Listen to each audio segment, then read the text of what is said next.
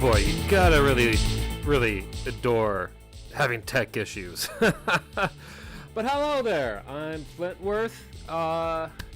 Welcome to the last stream for my channel for the year, or the last recording for my channel for the year.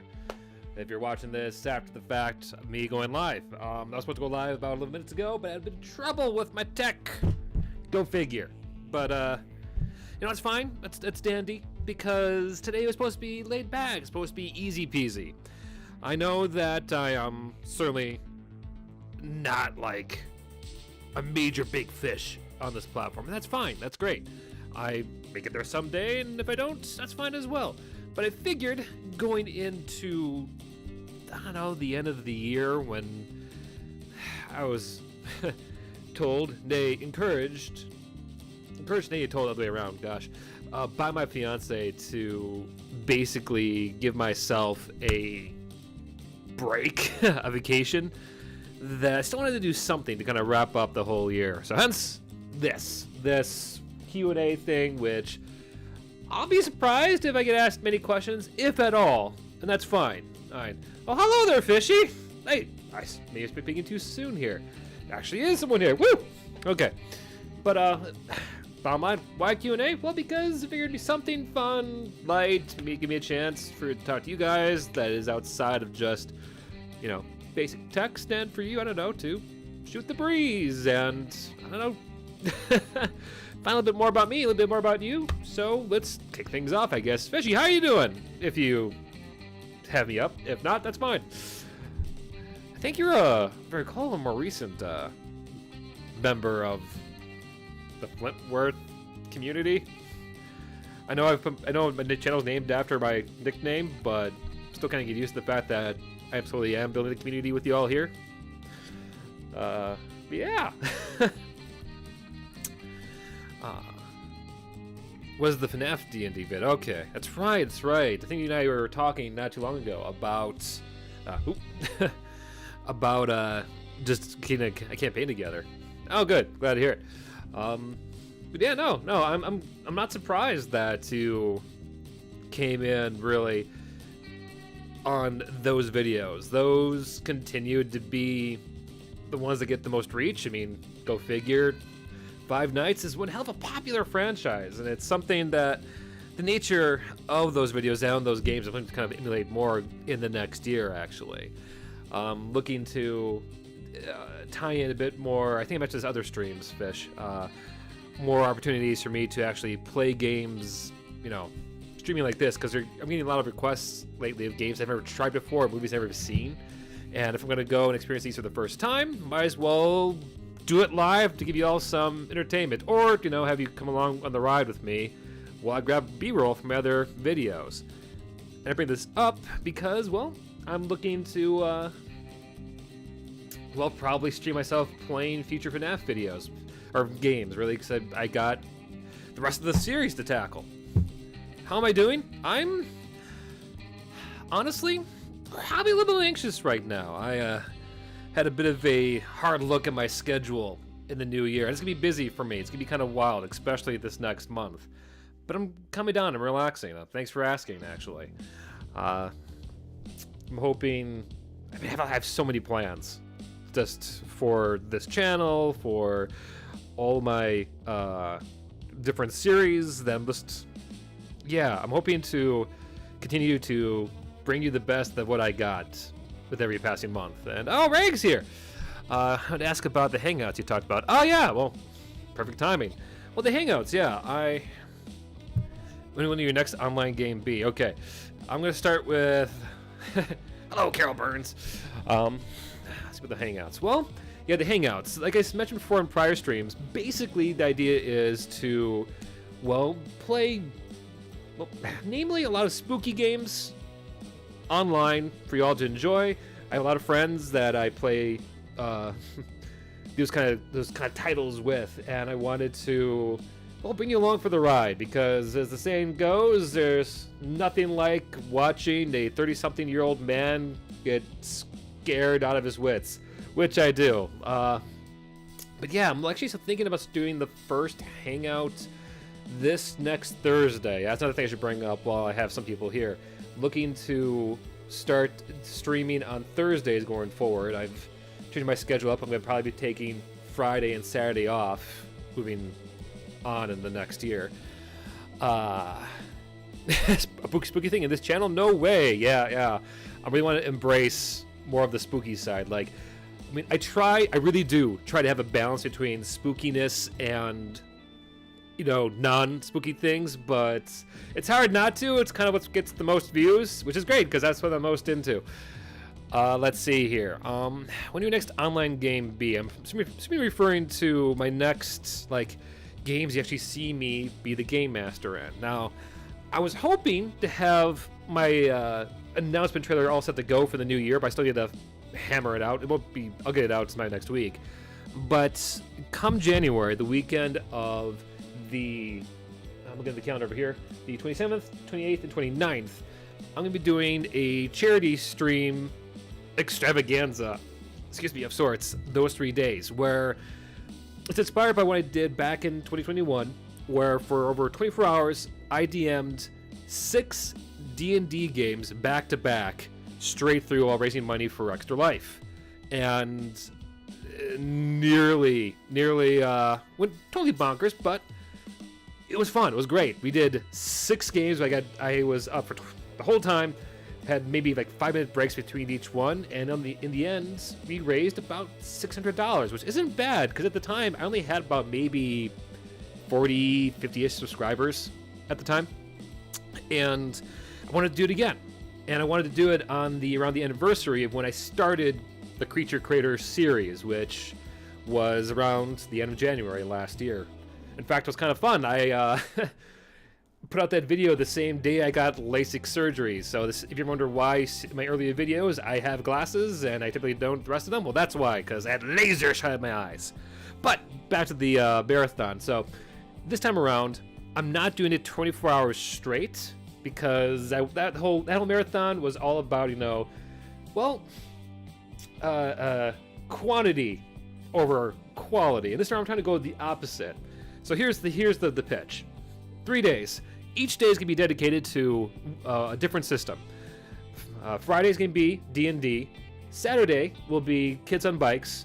And Sunday will be Call of Cthulhu. I keep wanting to say Cult of Cthulhu, which isn't too far off. But yes, the last day is going to be Call of Cthulhu. Right now, each of those days, I'm planning to at least do 1 game each of those days. I'm going to be sending out a few incentives, or goals you guys can reach, kind of like a Kickstarter campaign. So it'd be like, you know, raising money, sharing the video around, stuff like that. You can increase the number of games I'll have to go and run that weekend, up to a total of 9 over the course of 3 days. But here's the real kicker. No, 2 kickers, really. The first kicker is, each of those games, I won't know what they are about, or even what they're on, until the day beforehand. We get like a bunch of, you know, I get a hat, be pulling them straight from it, which leaves me, especially if I don't want to sleep, if I do want to sleep, I should say, roughly less than 24 hours to plan a game, get all the stuff together, to put it on the next day. And that's, you know, that's going to pile on, especially if you guys surprise me with more games as the weekend goes on. And all going to be based on different videos I've done for Creature Creator. So if you wanted to see me actually put out some of the things I talked about, for me to see me run a Five Nights at Freddy's inspired game, this is the chance to see me do that. And yeah, should be fun, should be a good time. I'm already trying to get some of my friends together to be my willing victims, I mean players, during this. And yeah, it's I expect to kind of go bazonkers. And yes, while raising cash, I am going to put a few, you know, rewards you can, you know, pitch into the hat to help raise the cash. So if you want to see me having to go and make my players do a random poll from the deck of many things during a nice calm moment, I'm going to have that. And yes, that'll be viable for any of the games I run. And yeah, it should be a good time, it should be great. I'm hoping that by spreading them out and having over 3 days gives people a chance to, you know, chime in, because I think a lot of people wanted to last time and couldn't. Let's see here. I'm disconnecting. It's not good. I'm waiting. Okay, good. Hi, sorry, I lost connection there for a second, so I paused. What was I going to say? But yes, I limited myself to just systems I own, which is the ones I've listed. And as is, I'm really going to have to teach myself how to do Call of Cthulhu, because I've never run a game ever before, but looking forward to it. But I will say this, and if this becomes an annual thing, which I want it to become an annual thing, I would foresee being random systems being a part of it, where myself, maybe other DMs I can maybe trick into joining me, can then have to basically get maybe 24 hours at best, 4 hours at the very least. Hey, okay, hey, here's your here's your story. This is the monster you need to have in there, and here's your game system. Go. Yeah, I guess the idea is to not really throw people off, but kind of show what people can come up with when push comes to shove, because that's the kind of fun part about the whole blowout marathon spirit. Let's see here. Making sure I didn't miss anything. But yeah, I am debating making it 10 games over the weekend, but the 10th one will probably be a kind of a biggie reward, depending on how y'all, I don't know, engage with the whole event. Yes, actually, Carol, the whole idea of the whole event, the marathon, is inspired a little bit by the Apollo 13 flight. Remember to Dungeon Dad. I have not seen Dungeon Dad yet. That's another tuber, right? Another channel. I need to look into that. Actually, looking into now. But I'm looking into this up. What was I gonna say? But yes, the Apollo 13. For those who don't know the history that well, especially their American space history, the Apollo 13 flight or voyage into space was supposed to be another trip to the moon from NASA, from what have you. Well, up there, they suffered a malfunction that made it so they couldn't, go and make it back home. And they were up there for quite a little bit, meanwhile, here on Earth, the engineers were given essentially a box kind of dumped out in front of them. And they were told, okay, this is what they have available up on their spacecraft. Figure out how they get home. And the crazy thing is, they did it using the supplies they had there. They actually figured out a way to fix the shuttle so those astronauts could come back. And what's really wild, and I want to say this is true, the person who helped work and figured that out, none other was the mother of Jack Black. So, small world. Crazy small world. But that's really the whole idea I kind of got inspired by with this marathon. Yeah, he is a YouTube channel. I guess you check him out at some point. Dungeon Dad. He's probably, how is he compared to me? 62,000 subscribers. Maybe I should go ask him to help me out once in a while. Hey, buddy, can you spare me 1,000 or so?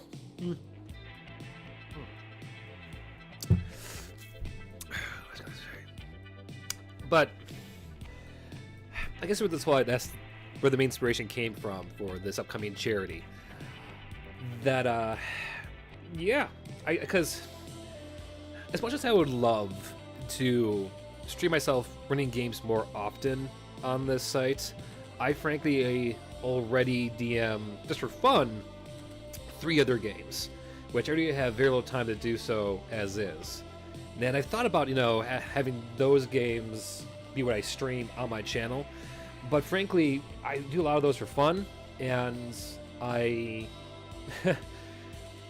also tend to use a lot of stuff that would probably give me, copyright strikes, because they're for fun. I don't really make them to make money, or with really, YouTube searches or whatever could would target in mind. So it's kind of like a free-for-all of me basically going to Google search, being like, I need art of this thing. Cool, great, there you go. Because it's just for me and my friends. And if I was going to go and present something that actually would be something like I would do that regularly, I want to make sure it'd be something that would be up to my standard of quality, or at least what I like to put out for my stories. With the charity, it's a little bit different. That I can know it's totally fine to be a little bit, well, quick and dirty because it's all for the sake of charity and for, you know, giving you all a good few laughs.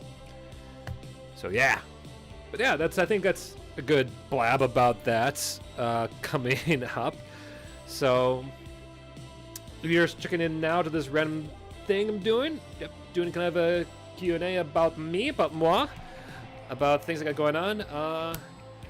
At least tell you this. Things I do have in mind for the Hangouts. I'm probably going to start off with actually playing a little bit of...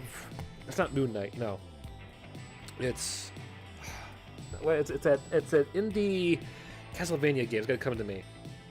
Hollow Knight. Yep, I bought a copy of that back during November, specifically to start for these streams, so might give that a shot next week. Looking forward to it. I wanted to really try that out before I went and created a character sheet based on it. So that'd be kind of fun. I know I have plans to do a few of the... It's an anthology series by the same guys who did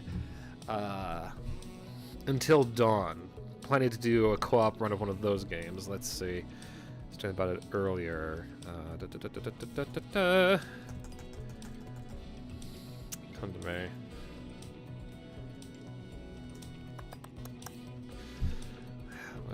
What is it called? It's gone. We'll go this way. But there's a few co-op games I plan to do with a few other friends, so that should be a good time. And if nothing else, the group I play with are all YouTubers and Twitch streamers themselves, so looking forward to kind of doing more collaborations with them, because for the most part I've been doing this by myself the last year, so looking forward to have company when I make content to try to entertain you guys. That, yeah, that I can actually give you more faces, more voices to my work. A few of them actually are planning to be a part of the marathon, so that's something to kind of look forward to. And if nothing else, it's Man of Medan from the Dark Pictures anthology. Planning to do a co-op playthrough with my friend Natty from the Twitch channel Natty is Here. So that should be fun. Let's see. How did I get into tabletop RPGs? That's a good question, actually. Yeah, because actually I freaking had a very rough start into this hobby, this whole thing. My first game I ever got that was run for me was back when I was still in college, ages ago. And it did not really go that well, to be honest, mainly because I was so against the game. I thought it was the nerdiest thing ever, and I felt kind of ashamed to be doing it, which is funny considering what I'm doing nowadays, go figure. I was like that meme of the bird, you know, being like, no, don't give me the cracker. Yomp. Ooh. And I waited for the longest time.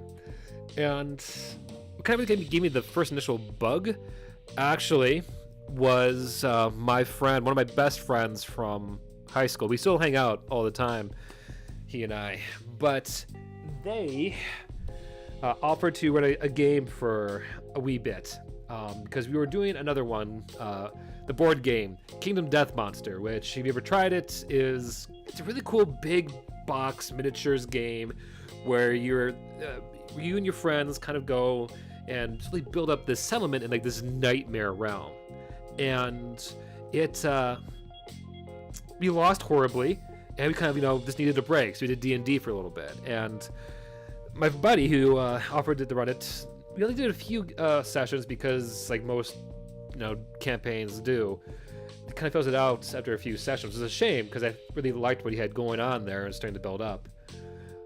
But that's really kind of, started it. That's where I got my first real set of dice, book. I got my miniature. I got my first idolized PC. And it wasn't until maybe like 3 years later that I got another chance to actually play another game, which only lasted, once again, a few more sessions. It wasn't long after I finally started DMing myself that actually really got into a long-running game that I still am doing to this day.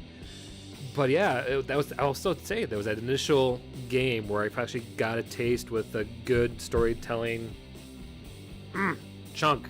That's where I got the bug.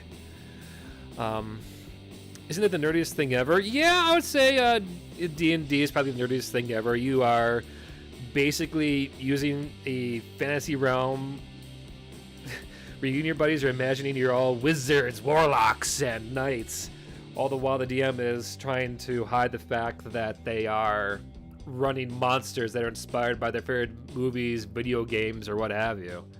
I know personally myself, a lot of my long-running villains were inspired by all kinds of things I adored. In fact, the first campaign I ever ran was a Curse of Strahd campaign, and I went to town, added in all kinds of my own takes on the universal monsters.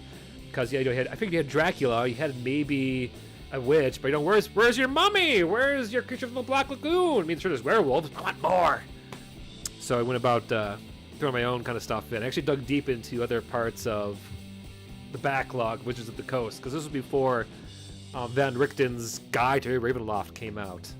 So I had to dig deep to find some of that old lore to bring it to my game. But since that one Curse of Strahd game, I have ran, God, 1, 2, 3, 4, 5-ish games to completion. I've run Kids on Bikes. I haven't run, but I want to run Masks. I did a brief stint with the My Little Pony Tales of Equestria game for a few friends because they wanted to make it a bit more lighter fare. That didn't last long. But it's been wild. Okay, what aspect of DMing do you feel you can bring about being good at compared to others? Well, honestly, it's probably my tenacity to take characters' storylines I've heard from a lot of my other players or friends that they would have left to the side because of failed campaigns, or it's because they never got a chance to play them, and brought them to life in my worlds. Like a good example of that is that the second game I was ever in, the characters me and my fiance were using were basically, we fell in love with them, and this campaign ended horribly, mostly because a lot of us lost our jobs and had to move across the country.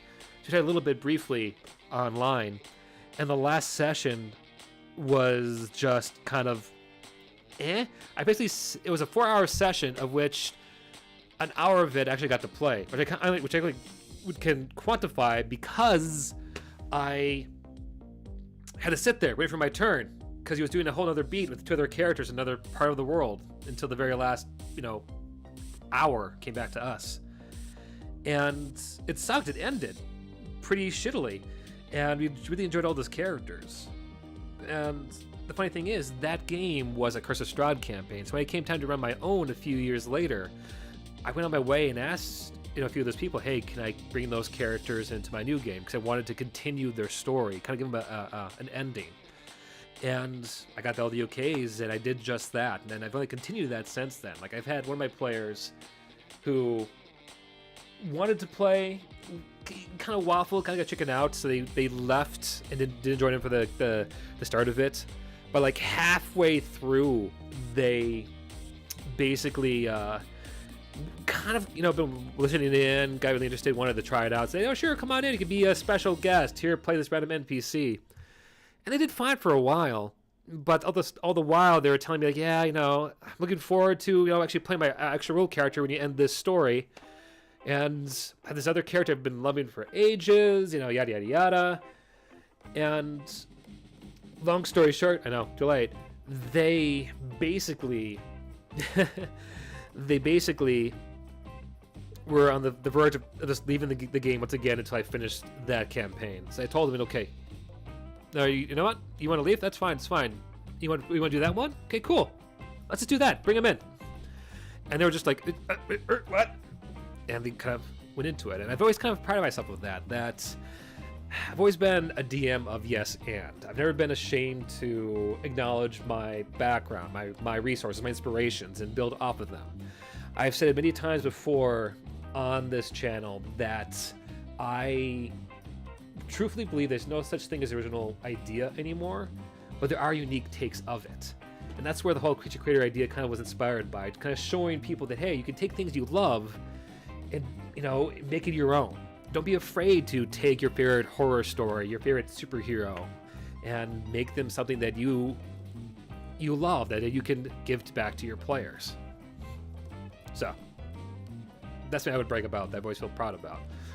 That and my crazy tenacity to really world build all the time. Because I have like my own little setting, like most DMs, go figure. But my setting, which is called Versailles, named after Universal, because it's the same way I ran my first Curse of Strahd campaign in, and I wanted to acknowledge how I was inspired so much by the Universal Studios.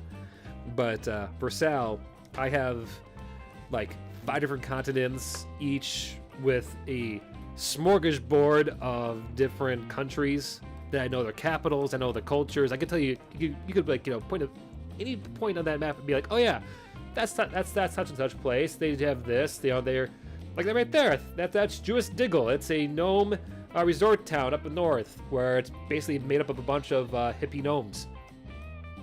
Fun place. Yeah. I also, on the flip side, I would say one thing I've probably been good at, but I wouldn't really brag about it, was probably for a bit there, my ability to actually DM large parties. Like, I finally had to split it up this year, but for a good while there, I was running a campaign of like roughly 8 to 10 players for close to 2.5 years. And I somehow made it work for that long. It felt odd to finally have to split up the group, but hey, it's making a break about there too, I guess.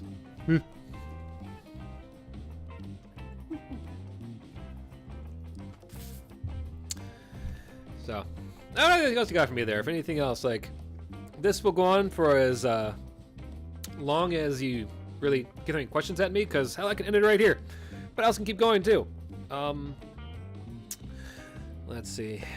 I'm good for a half hour. Well, what else can I really talk about in the meantime? Oh! Yeah. Hi, Layla! What you doing here? First, what part of DM is the hardest for me? Honestly, I would say the hardest part is kind of like the exact... It's the same thing that I mentioned earlier. It's like the dark side of being such a yes and DM. I have a hard time telling no to my players. Not in a sense that, like, no, you can't do that crazy thing. It's rather, I have a hard time telling players, like, no, I can't run the games for them. Like, no, I need to take a break. Like, I've so often pushed myself to run games for my friends because I feel like I will let them down if I don't. And frankly, they'd probably be fine if I took a break. They've said it plenty of times before. But like just today, I got into a whole anxiety attack because I had to tell my players that I couldn't run, all the games I wanted to next month because of that whole charity marathon to get ready for.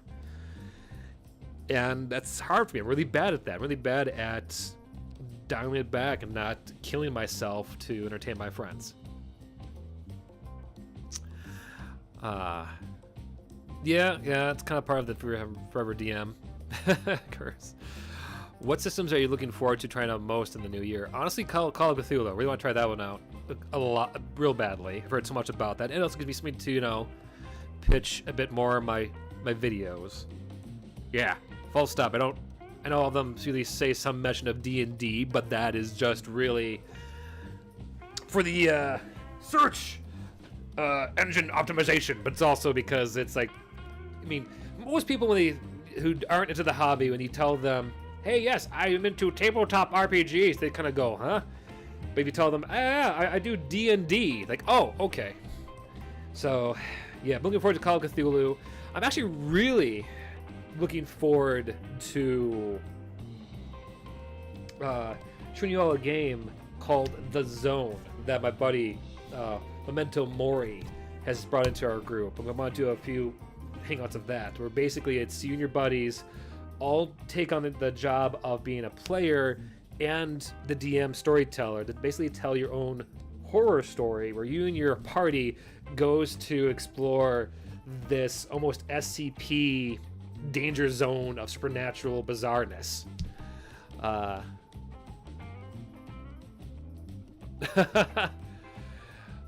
Okay. A few things here. What is Call of Cthulhu? Call of Cthulhu is another game system that's inspired by H.P. Lovecraft's works. So think it's essentially a game.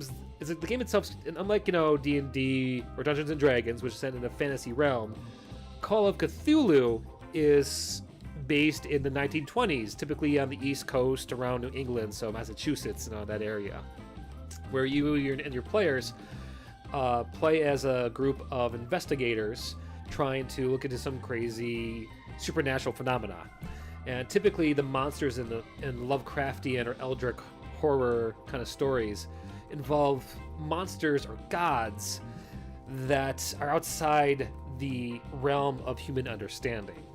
A way to kind of think about it is that, take Ghostbusters. Everyone, at least most people have seen Ghostbusters. Gozer, the Gozerian, the big bad in that. Yeah, think that. Think a lot of those kind of evil baddies.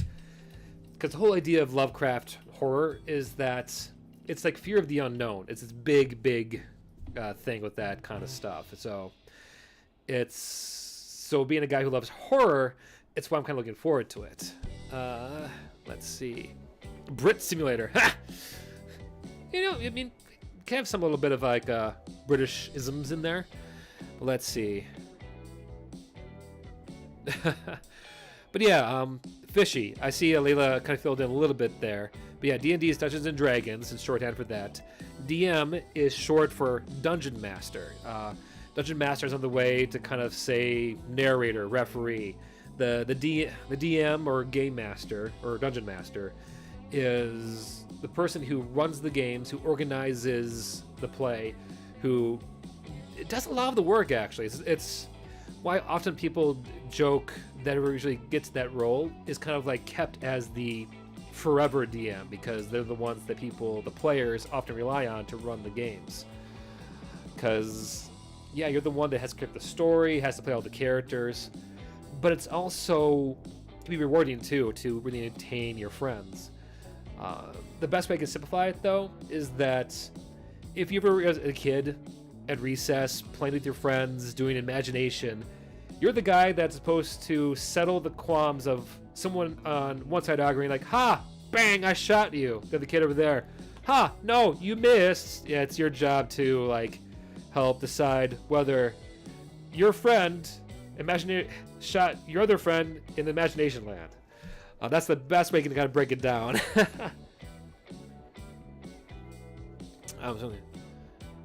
Okay.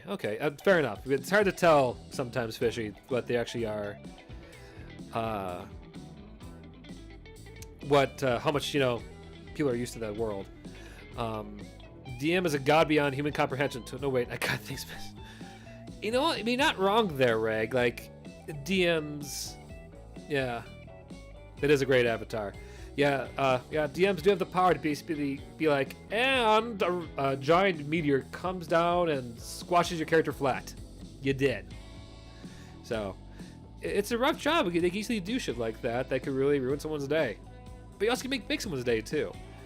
Layla, I see, is asking, hey, you're coming to the convention soon, which is totally not a plug for me to say that, yes, I'm actually going to be doing a convention coming up in Milwaukee, the Anime Milwaukee Convention Center, or MKey. Yeah, I'm gonna be doing a panel there. I pitched it back in October. Finally got the okay just this week. But I'll be running a panel that for those in the Midwest who want to see me live and talk and do a Creature Creator live, come and hang out, because I'm gonna be talking about how to how to recreate your waifu in D&D. This is gonna be both for DMs and players. I plan to record it and put it up on the channel, so those who can't make it on such short notice, that's fine. You at school, you'll still get to hear my take on the anime world. And but yeah, no, that's gonna be actually the very weekend after the charity marathon, so I'm gonna have a busy couple of weeks ahead of me.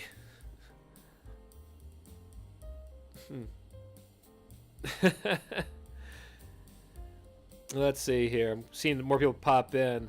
Mahedi, hey Flint, remember how you killed my characters? Lol, yeah, Mahedi, by the way, is one of my players.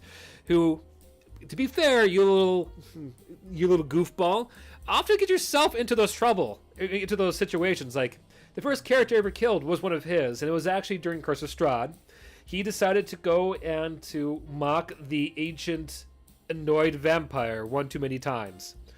And he didn't succeed on my little disintegration spell and just turned to dust in front of his other friends.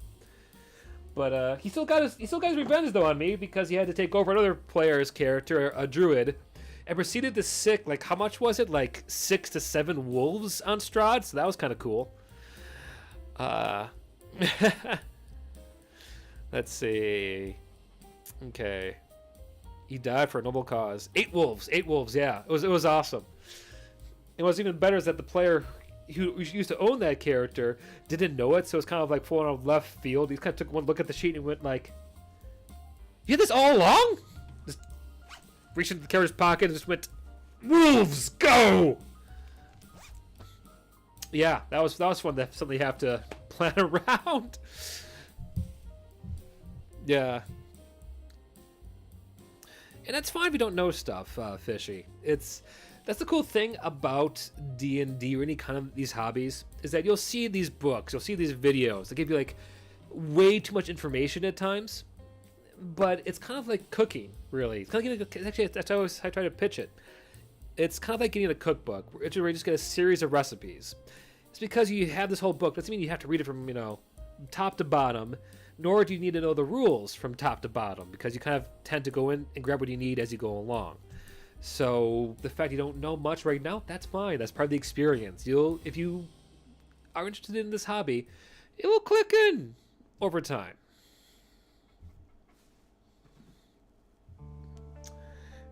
Yeah. And Strahd, by the way, I should mention that. Strahd is essentially the D&D's version of Dracula. Here, let me show you a picture of this guy. He's been in a few of my videos.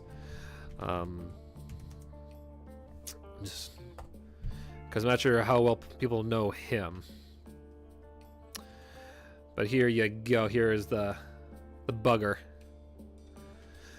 That little guy right there, Strahd von Zarevich. Fun fact, this was the first art of Strahd way back when. I'm not sure if you can see that. I think you can. Yeah. And another nerd of the series, or I should say another fan of the series, ended up actually basically ripping off that same art. Here, I'm going to get another tab for this. I just want to show you this side by side. But long story short, yeah, that art of Strahd, the first art, was ripped off for a Castlevania game back when it came out on the NES. Like, it's so blatant, it's not even funny. Let's see. I want to see it was Castlevania. Or maybe I'm thinking of something else. I think I get myself confused. Maybe the first time. Yeah. D&D cover. Been a while. It's been a while.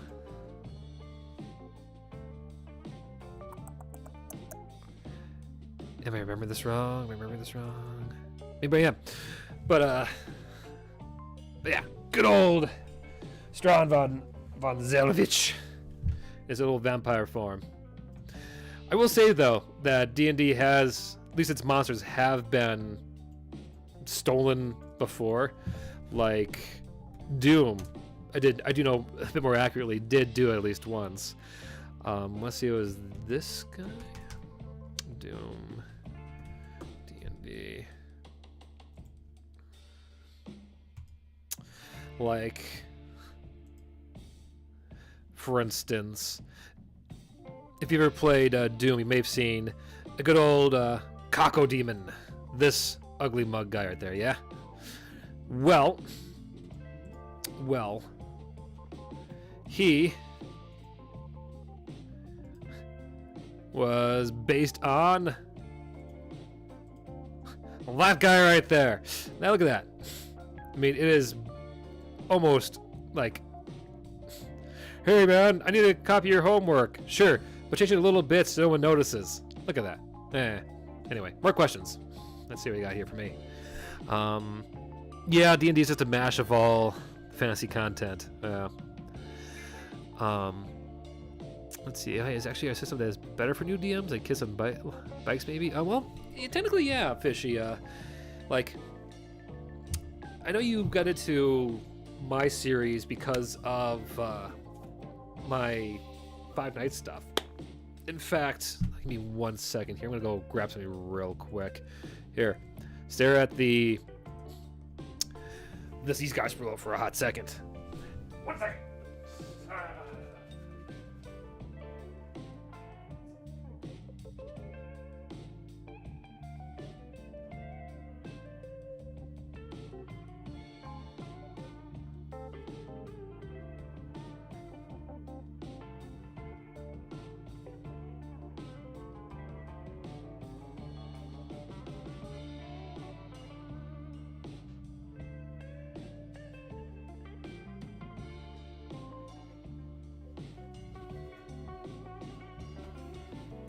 Okay, I'm back.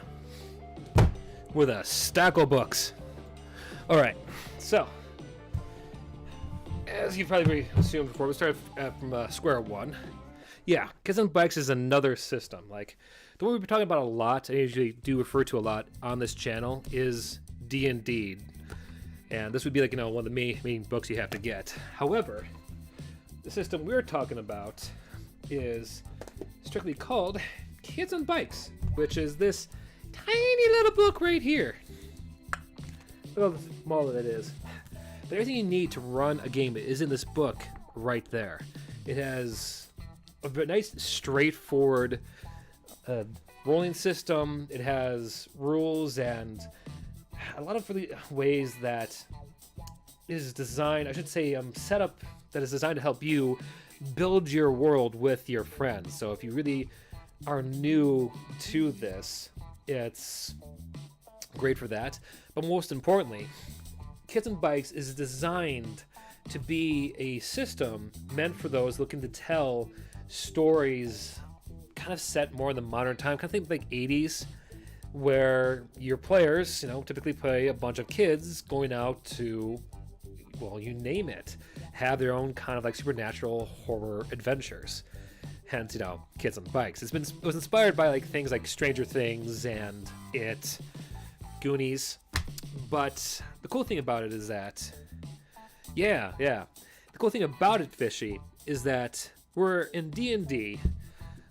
You have a whole set of dice that basically, you roll these big old D20s. You do a lot of math to work out how well you actually, maybe even hit something, how you do a task. And then you have to then go and, roll more dice, see how much damage you do. Kids on Bikes simplifies it so that you only have to roll one die, because your stats determine what die you roll. So if you're better at something, like let's say you're, Batman, and you go and punch someone in the face, you use the biggest die you got, D20. But let's say you're a kid, you get like, a smaller dice because you're just a child. So you get like maybe the lower die, or when I say lower die, I mean die with like fewer faces. You might use like a basic 6-sided die. And essentially to determine the results of combat, the two people, roll off. Whoever, has the higher number wins. Furthermore, whoever, depending on how much you win by, can determine the effects of that fight. So let's say you are just a kid rolling with a basic, 6-sided die, fighting a monster who has a big old honkin' boy like this. Yeah, if the difference ends up being like, I don't know, I could say the kid rolls a 5 and the monster rolls a 14, that yeah, you could very well be dead. But that's all it is. It's just, dice, done. Results determined. So it's really, really nice for those who want to try out the hobby and have a bit be light on rules. I mean, there are ways in there to change the values of die and to also help make up for bad rolls. And the fact that it does come with extra, what is called supplements. Like this here, there's a variety of stuff that can get you started on your world. Like this here is essentially a book of different plot ideas, which I do enjoy. Actually, I've used some of that stuff before.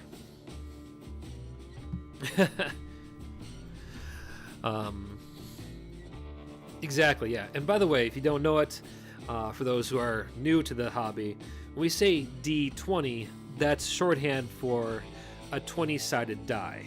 The D stands for dice. The number represents how many sides to that die. So a D20 is 20-sided. A D4 is a 4-sided, and so on and so forth. Yeah, but I've used it a lot for my horror-themed games, and it's amazing because I mentioned this in my videos too. One of the biggest problems with D&D when you try to do a horror setting is that oftentimes the rules are made to help build up your players to be heroes with all kinds of power, which gets to be difficult when you're trying to beat them to a pulp with your giant slasher monster. Whereas in Kids on Bikes, you only have like maybe a few abilities, and it's more like simple, which is nice. It's what you want for telling horror stories. Okay, it's true. Yeah, we're not trying to question. We're not trying to insult you there, buddy. We're just more so just for the sake of anyone who watches this later on who may not know this. Another system I would actually recommend, looking to be nice, simple, and neat, would be this little system right here. I've talked about this before during my Riddler video, but this is a thing called Dungeoneering. It's designed by a friend of mine who basically wanted to create something where, let's say you and your buddies want to play a game real quick.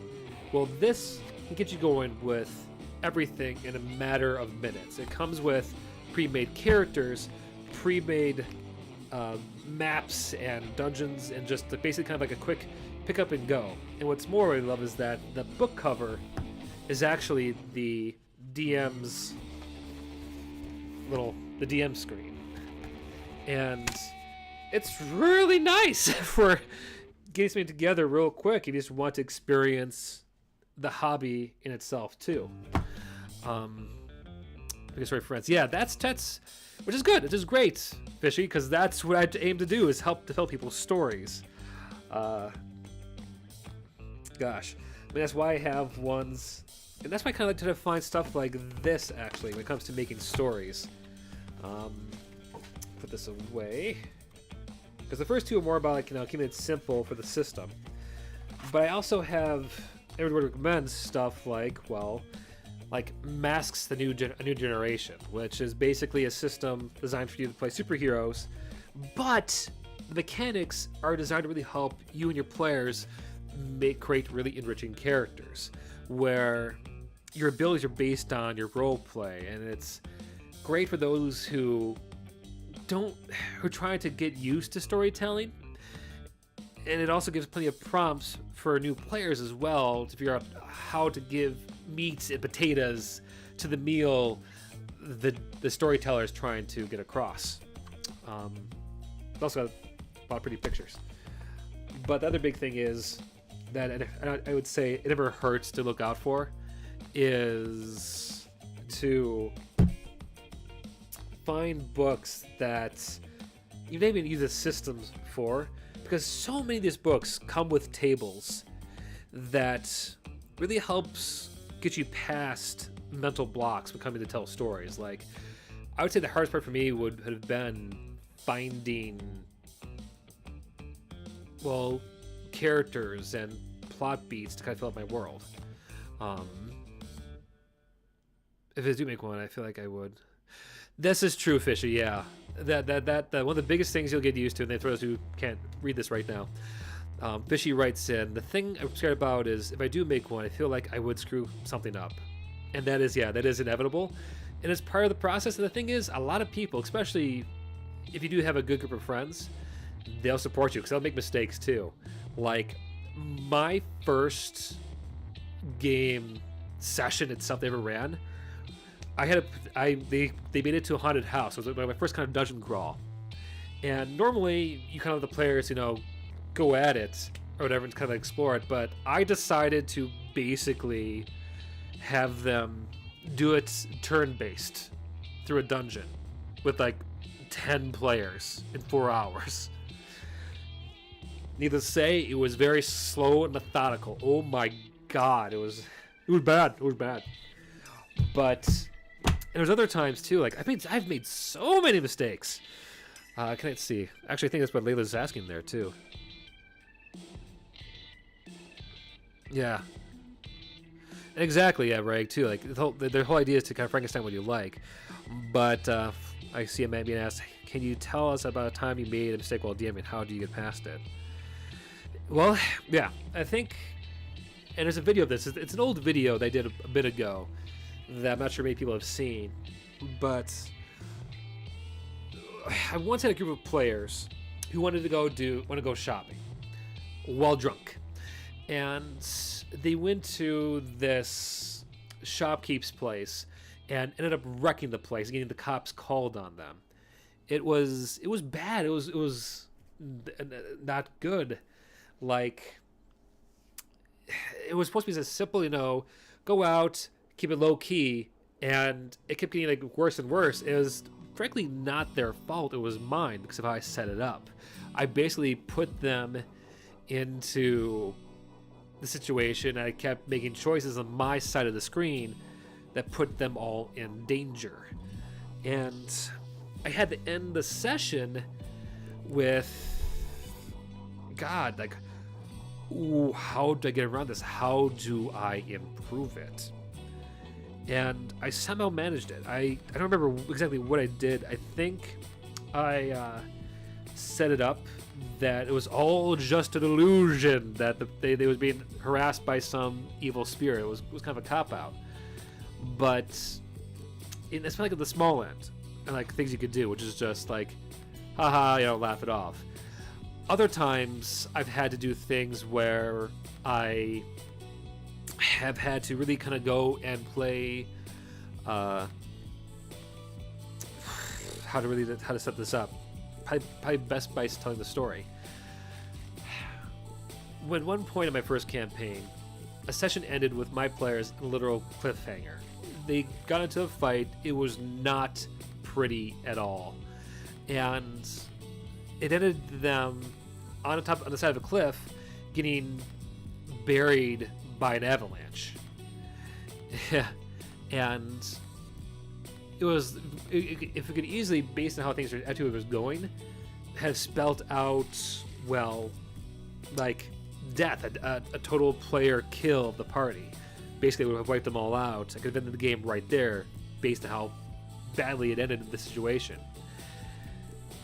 And it was on me for not like controlling that, and how I set up wasn't clear, and I didn't know how the hell I was going to go and fix it.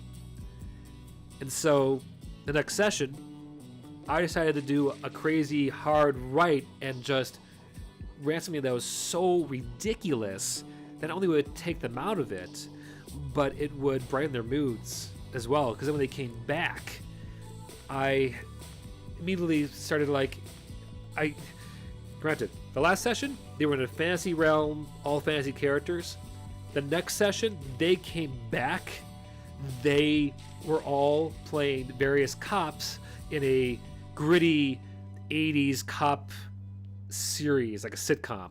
And I had music. I had like there were still their characters, but like, you know, in a modern setting. And it was wild. They laughed their butts off in this whole alternate reality. And the thing is, I ended the session revealing that it would actually ultimately happen. The whole thing was done by one of my chaos gods coming in to make them all envision this. And everything they did was just basically them kind of seeing things. Like the whole avalanche did bury them, but the god kind of stepped in slightly to save them to a little bit of Deus Ex Machina. But however, I ran everything I intended to run in a way that still got me to do story beats, but with a different flavor to them. And they enjoyed it. It was great. I pulled it out of my arse. And even after that, I spent the rest of the day, rest of the week, experiencing what I've often dubbed the DM doubt. And I don't care how good you are, whether you are starting off, whether you're like me, or you're even like, you know, Matt Heckin Mercer. You will have it every time you finish a session. That's normal. That's fine. And that's okay. It gets easier over time. And frankly, as long as your friends are having fun, smiling, whether it's good, bad, or what have you, done a good job. Ran a game. They had a good time.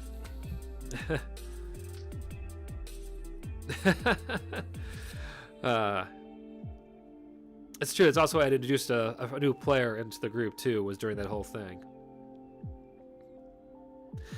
Yeah, and yeah, I'm glad because I always wanted to tell more stories on my channel. I wasn't really sure how many people actually wanted to hear my stories. So it's nice that you're enjoying story time with me. Can you tell me, DM?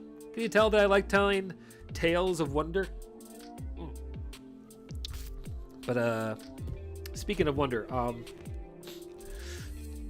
I gotta show this. I'm not sure how many of you, speaking of anime, have seen the show, but I have a rule book to do a Konosuba game that I don't think I'll ever get to run, but I have it just for inspiration. And it includes rules and suggestions on how to run a character who is isekai'd into another world. For those who don't watch anime, we're gonna do Carol. Isekai'd is basically average human, ends up, you know, dying stereotypically by getting, you know, taken out by a truck, wakes up in the afterlife being told, so you had a rough go of it. I can give you a second chance in a fantasy world. You have all your memories of Earth, you're just being born into this other one. Basically a redo or a rechance. I don't know. And that's what this game book is for. Yeah, I actually, and Reg mentioned this earlier, but I've actually Frankensteined this book into my D&D realm, where I actually had a player who wanted to play an isekai character. And the cool thing was, I said, okay, cool, you can do that. With one condition. You get to set up everything, you know, about your character, your personality, and all that. However, I get to decide your class and race in the new world. And they went for it. It was great. They started off as a preppy, kind of, pardon my French, bitchy tennis player schoolgirl, and from Ohio. And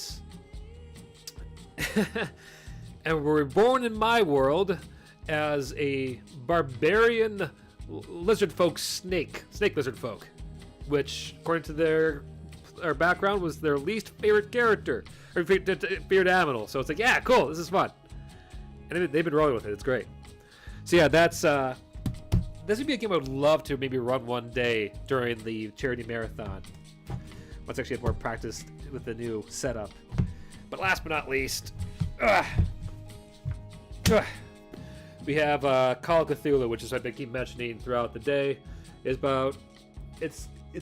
kind of cool. It's actually set up a lot like Kids on Bikes, where this contains everything you need to be both a player and a DM. I'm sorry, a keeper, according to this one. So that's gonna be fun. And I have a lot more. Like I have a stack about the high. And as you know, Fishy, you really don't need to have this many books to be a DM. And it goes to anyone who wants to tell games. At most, you need maybe a starter kit if you're getting into the hobby. I'm just... There's a reason why I typically play Wizards. I love my books, my reference material. Hell, and I read a crap ton too. Yeah, I did talk about the marathon, Layla. Layla, by the way, is my lovely fiance, who has been so kind to help feed me questions about upcoming stuff. Ivan, wow! Haven't seen him in a while. Yeah, Ivan's actually been one of the players too. Ivan, he has been in one of my games before. I'm looking forward to playing with him again. And yeah, he's it's been a while, buddy. Looking forward to that. I'm gonna be putting together the setup for my current players in January. I gotta get Discords together. I gotta start help people get their characters, and I gotta get the announcement up so I can start figuring out how many games I'm actually going to be running. Please, I want to get Isekai. I will remember that. We can make that happen. What was I gonna say? But oh yeah. What other questions you got? Hell, it doesn't have to be D&D related. You can ask other things about me too. Hell, if you want to hear stories, ask me about that as well. Like, gosh, flippity gibbet. Oh, here you go. Here's a yeah. Local man hits his fiance with the truck. Here's one. Here's a freebie. If you've watched Creature Creator up to this point, you may recall that the Jurassic Park one I mentioned that I ever get, 1,000 subscribers or likes or whatever, I'll tell a few stories. Because I actually worked at the Jurassic Park ride at Universal Studios.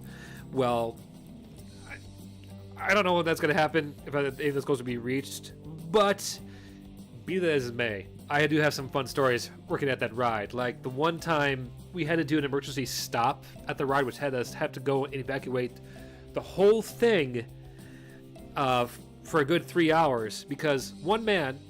I should preface this.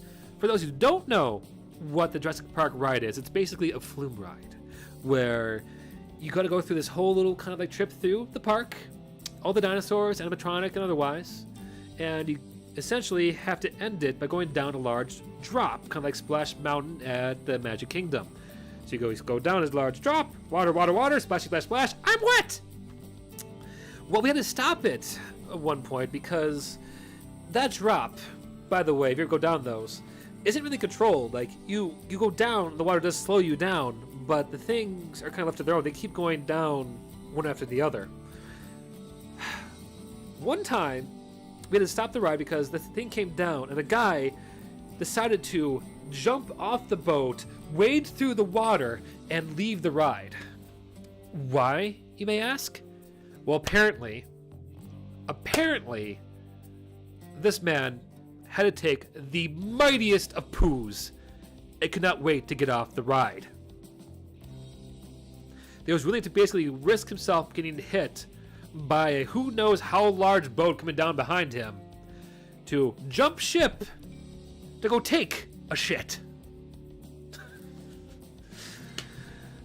So yeah, that's probably one of the crazier things that happened while I was there.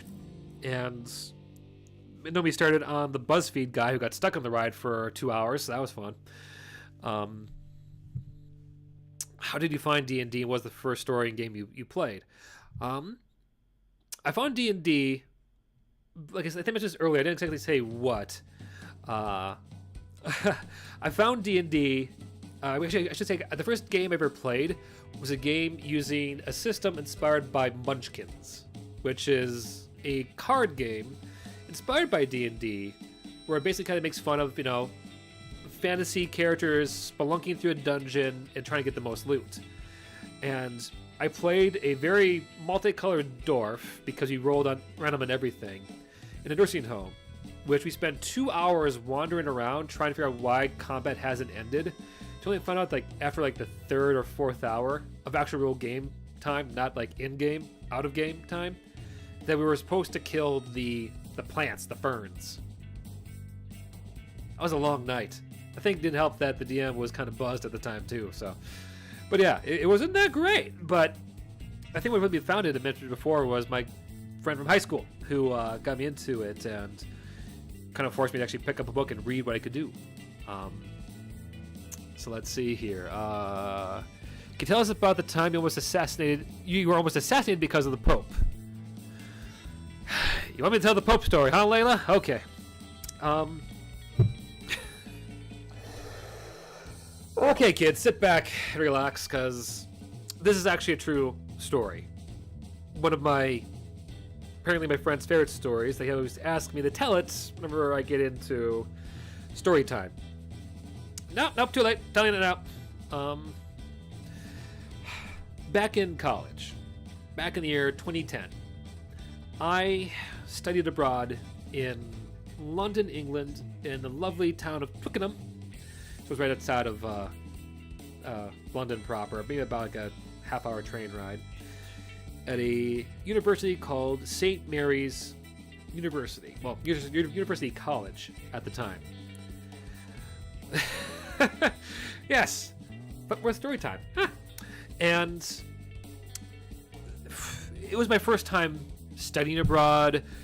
Go figure, it was my first time even being overseas.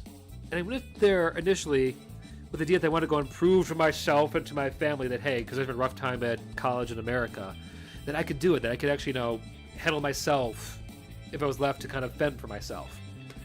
And so I went over there by myself. So, my parents sent me off to the airplane. I kind of had to go there, had to get my stuff to the actual college. It was a rough first few days because I got there early, it turns out, so none of the amenities were even open. That was fun, trying to get food when I didn't have a cafeteria to go to.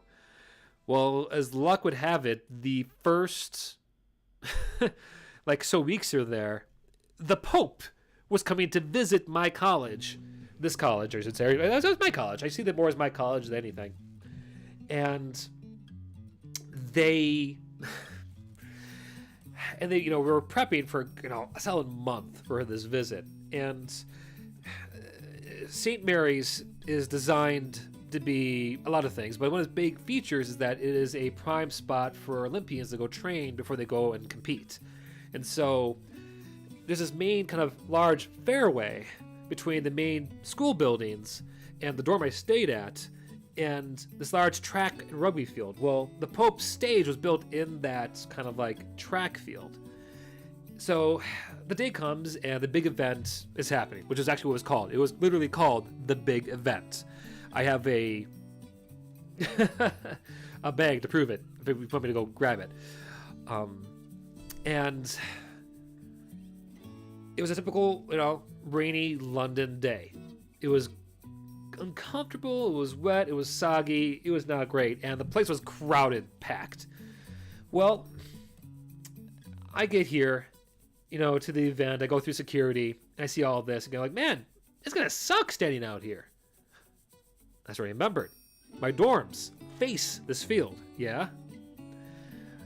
And I remember, these dorms have kitchenettes that face this field. They're currently filled with all kinds of fun tea bags and hot water because they want to make sure the new, exchange students are comfortable.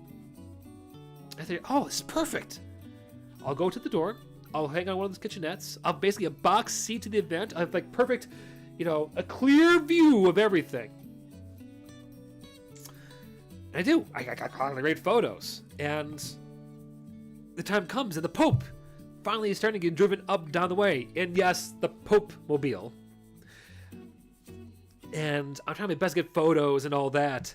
And so I go and grab my giant, long lens camera, try to get photos. I just can't get it. It's rainy on the window itself. So I go and crack open the window, open and put my long camera out it.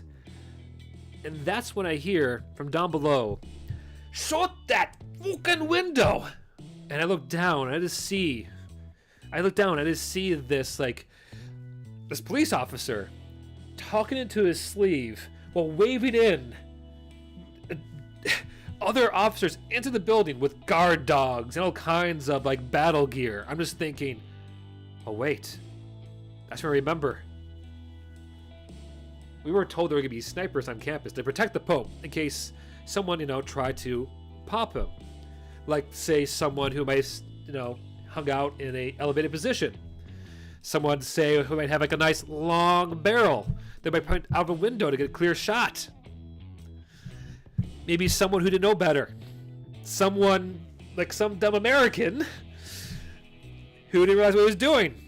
And I naturally did the one rationale thing. I did not pull my camera out and shut the window. I froze still. I froze solid. I was still as can be. I'm seeing. I was just pale as a ghost. Yeah, I mean, and yeah, I stood there like a deer in the headlights for a solid 5 to 10 minutes, not knowing what to do. All I could think of was that, oh dear God, I can see it now on the news.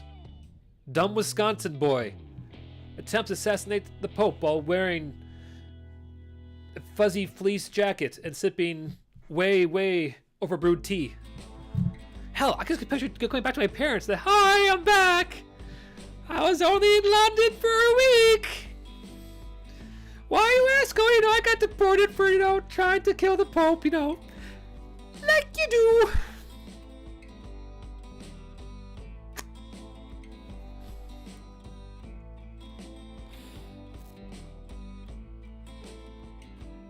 I think I stood there for maybe 15 minutes, perfectly still, when one of the guards finally did come reach my kitchenette. And the thing is that a little man came in so nonchalant. He came in and knocked the door, came in kind of whistling, like, looked at him, still frozen stiff. Hi. It's like, oh no, you're fine, man. Fine, go enjoy the show. You're good. Okay. Seriously, we didn't know people could get in here. Part of the bad imitation English accent. I lived there for a year. And I still don't have that goddamn accent down. So I was like, all right. Thank you for letting me know so abruptly. So I finally moved, shut the window, did my best to not notice my soiled shorts. I think they were soiled. I don't remember, so long ago. We'll say they're soiled for, comedic impact. And sort of watch the rest of the thing. I remember what they actually said. But I got photos. They're good photos. I could go grab them now, but that'll take some time to go, pick up. But yeah, that happened. I had so many weird adventures there. I've had a lot of weird stuff. But then again, that's my life is. I have taught in India. I have worked in the news. I've had some weird celebrity interactions. I once helped Jim Gaffigan find the shoe for one of his kids when they stayed at the hotel I worked at. I have yeah, almost died a few times. Oh yeah, we did a Renaissance fair for a good solid 10 years. If you want to hear some crazy stories of a Rennie, which if you think carnies are weird, wait till you hear about a Rennie, which is basically a nerdy carny. I got plenty of them there too. But yeah, no, never be afraid to ask me about stories, because I like to tell stories. True, save the stories for next time. I have been going for an hour and 14 minutes. Okay, so let's do a bit of lightning round here. Okay, I'm gonna say I'll do this for another 15 minutes. So let me at them. Share. Do you have any other questions of me or any curiosities before we end the last stream of the year? Now it's time to ask them. Bring it. I'm gonna wait in distance.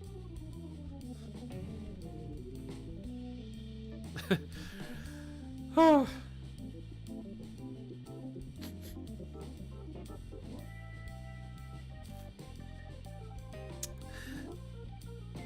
What is your stance of blue cheese? Okay. All right. I did talk a lot about my plans for the new year, but in short, more variety in streams. Gonna do playing more video games, haunted spooky video games. Talking more about helping people build characters in D&D.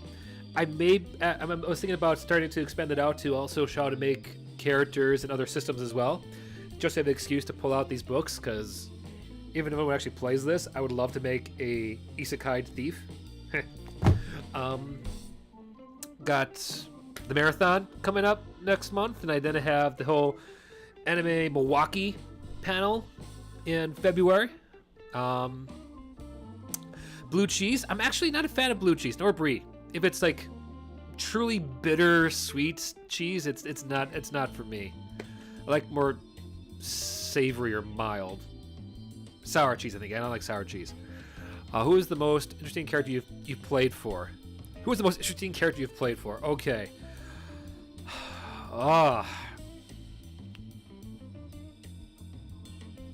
That is a tough one, because I've had a lot of players. A lot of characters. Like, overall, I've had like 25 some characters in my worlds. But which one is the most bizarre? Or interesting. You said interesting.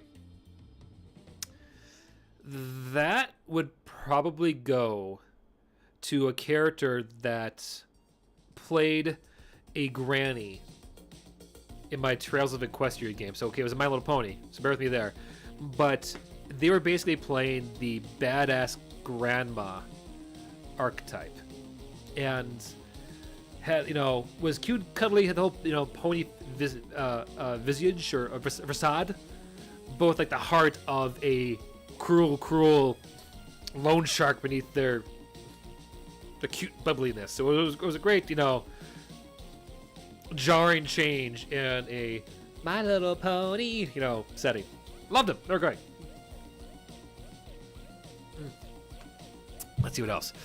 Do you think you might eventually do story time shorts, like 2 to 3 minutes or less? Maybe. I tried story time for a bit when I first started the channel. I didn't really seem to go that well. Maybe I do it like this with like using the streaming system. Maybe. We'll see. I did have the old man Minotaur, a guy who was cool. He actually had his cane was his mace, which was kind of awesome. Siren Head. That was a fun game. Yeah, actually, Ivan was in the game with that granny character. Siren Head. Isn't that... Are you thinking of... Okay. Is this like an SCP thing? Or... Oh, it's a short film. Okay. I'll add that to the list. Urban Legends. Yeah, no, please. Like, honestly, I'm gonna say this now to any of you viewers here. Usually I tend to be more regular than anything else. Send me suggestions. I frankly enjoy doing suggestions more than the stuff that I decide to go do, because it often forces me to check out things I never saw before.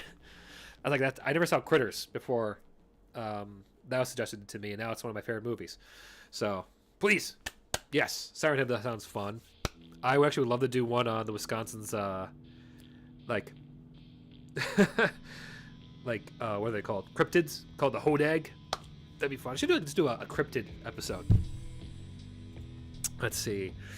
Yes, the Hodag, which is yeah. Actually, I'm gonna show this so people know what I'm talking about. But this is what I found for Siren Head. This actually a bit of like a Slender Man kind of guy. And let's see. The Hodag is this goofy looking thing. But if I do cover this guy, I'm going to require we go and actually find this statue, my dear fiance. Look at that little guy. He's like a mix between a bear, crocodile, and a mascot character. Look at the little Hodag. Looks like a dragon bear. Fun. Yeah. Yeah, I mean, I actually am planning to do more FNAF videos real soon. Probably as soon as January, if I have enough time for it. Because after The Thing, I was thinking of doing Aliens, next, but I might do FNAF 4 because I want to get through that series quickly enough because I want to be able to stream the DLC for Security Breach. I want to play that with people because, not gonna lie, I know it is shown a lot on YouTube. I know that it's sometimes overplayed, but God forbid gibbet, I never really was into it before, but ever since I did those videos, I've now found myself obsessed with the franchise. So if I have to go, so if y'all may be, long story short, y'all may be fans of that series. So gosh darn it, I can drag you along with my geekiness with me. We're gonna go enjoy that together. Yeah. So yeah, no, because I want to do Sister Location soon, very very soon, very very soon. That should be fun. Also, I think doing the pizza simulator is gonna be fun, especially Ultimate Custom Night. I'll tell you a little teaser. Those are basically me gonna go through and like, especially Ultimate Custom Night. I may just gonna do a straight video where I do a rapid fire suggestion of how to run every single bot, because the only way to cover all those bots in one video and keep it nice, short, and sweet.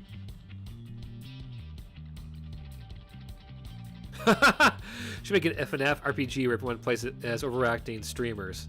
You know, that could be a fun setup where you're like, okay guys, you're a party of streamers. Okay, you're Markiplier, you're MatPat, you're, I don't know, PewDiePie, and you're Mark Rober. Yes, the squirrel obstacle course guy. Come on in, who cares?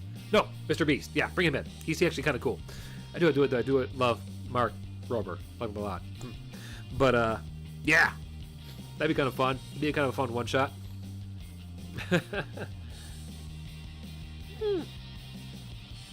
That's right, Lemonade Man. Layla was in the room quite a bit when I was getting footage for, I think I want to say it was the second one where I needed to get footage of the marionette from Pizza Simulator. And she and I just got obsessed with the fruit punch and lemonade animatronics from those games. I'm not sure why she likes Lemonade Man more than Fruit Punch Man, because clearly he is the superior of the two. But yeah, it's these two goofy schmucks right here. Scary looking robots with juice coming from their belly. Team Fruit Punch. Okay. Got another 7 minutes to go. True, Mr. Beast would just buy them enemies. You know, that's a good quick, you know, workshop idea. What what classes would each of them be? I mean, I could see Mr. Beast being like the cleric or paladin. I could see PewDiePie being the bard. MatPat, that overthinking goofball, would probably be the wizard. And Markiplier would probably be a barbarian. That guy likes to rage so hard. I've not played My Friendly Neighborhood. My Friendly Neighborhood. You mean, are you talking about the upcoming Killer Muppet game? Because yes, I have, and I plan to do something on that. I made it a point to play the demo for my Killer Clowns video, because that looks too good to not do something on it. That's the thing I want to do. I want to go and kind of cover more of these, yes, popular indie games and try to bring them into D&D, because I don't know, it's something really kind of crazy and fun. Like, if I had the funds for it and the time, I wanted to talk about Choo Choo Charlie and how to bring him into D&D, because that sounds like a fun idea. A killer spider train, guys. What's not to love or fear? Eh.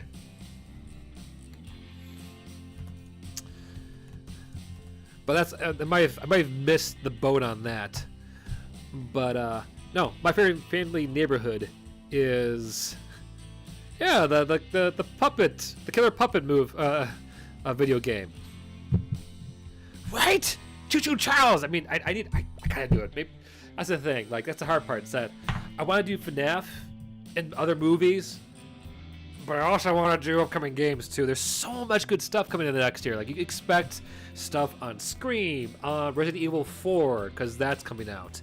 Expect, gosh, there's more. I know there's more coming to me. Oh yeah, I want to do some stuff more on the Mario movie coming out. Like, come June, I probably want to do something on Bowser. Give him like the true creature creator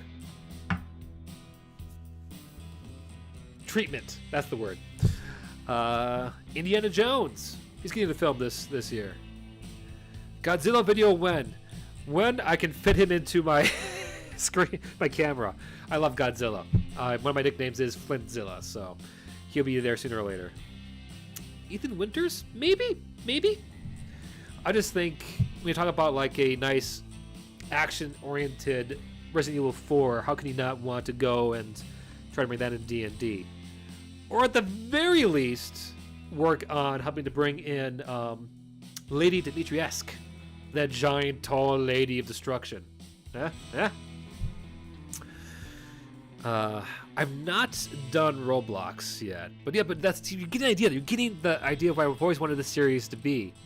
Yes, it has always been horror oriented because horror does well. I mean, also I'm a huge horror fan. Like, this poster's behind me, and it was all my streaming videos. You know why? Because it's signed by both Jason and Tommy Jarvis. And I have it up in my kitchen, so it's my prized possessions. But I also want to talk about other stuff too. So it's, yes, feed me your ideas, your loves. I am not afraid to go after some crazy stuff because I think I can do it. I might want to go and actually finally pick up Choo Choo Charles because I want to try that so badly. It's such a ridiculous idea.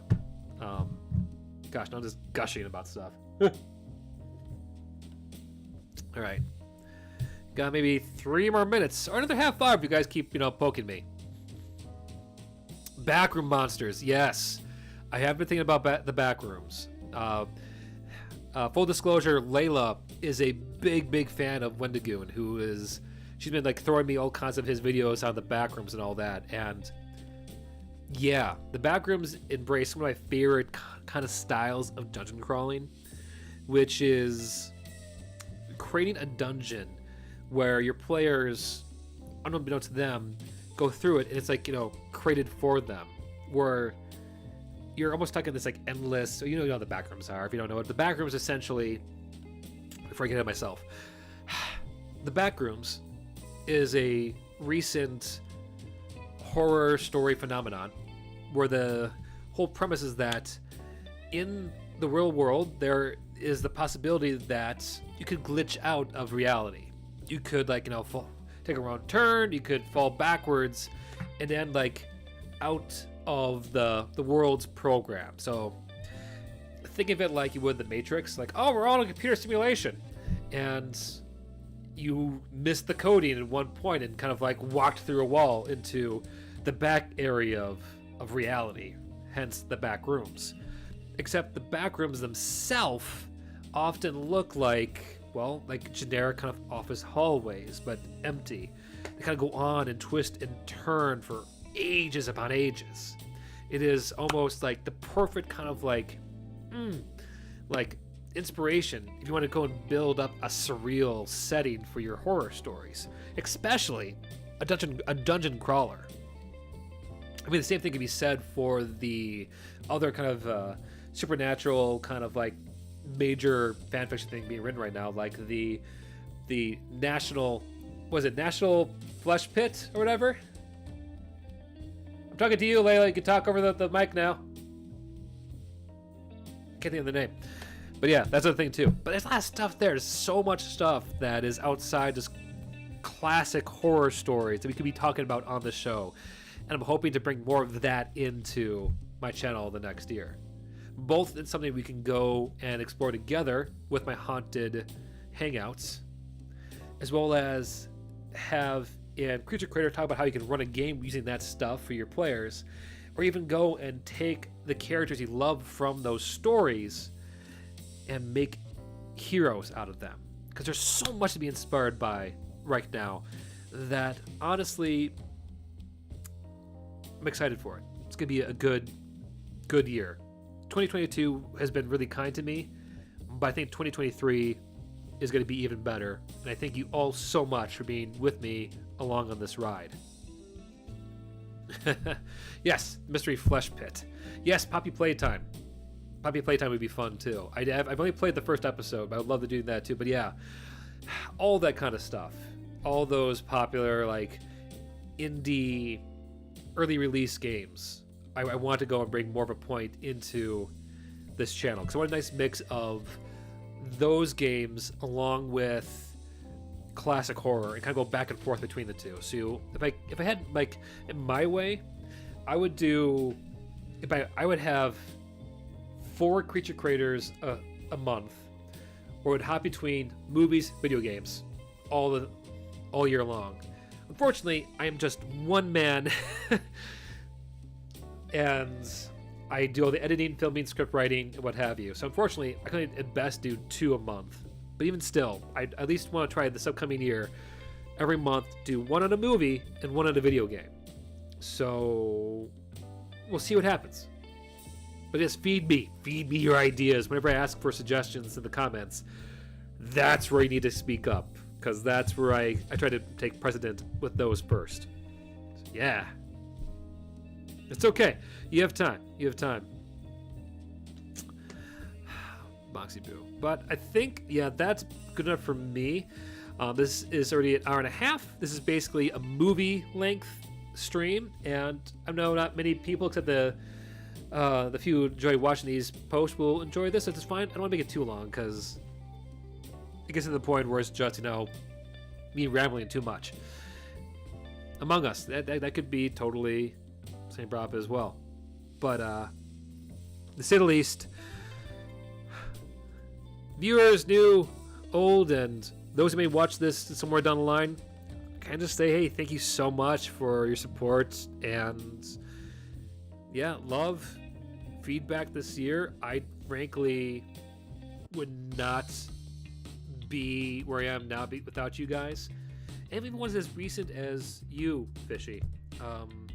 Every step of the way, you help, feed me, you help give me motivation. Like, every time I have a bad day, one of you somehow manages to know to pop on and say hi, or to say, hey, I found your stuff, this is cool, thank you, or whatever. Like, even this nice one sentence thing does me so much good, and I cannot thank you enough for that.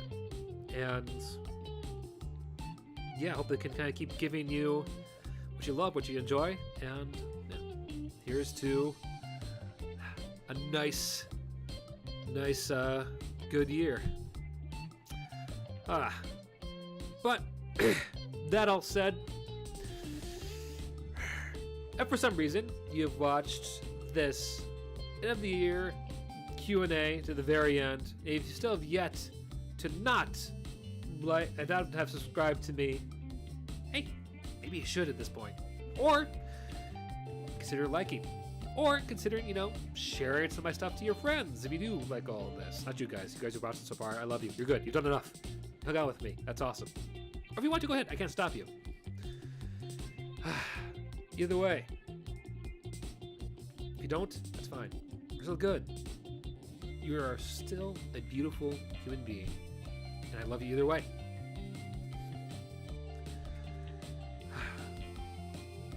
Take care.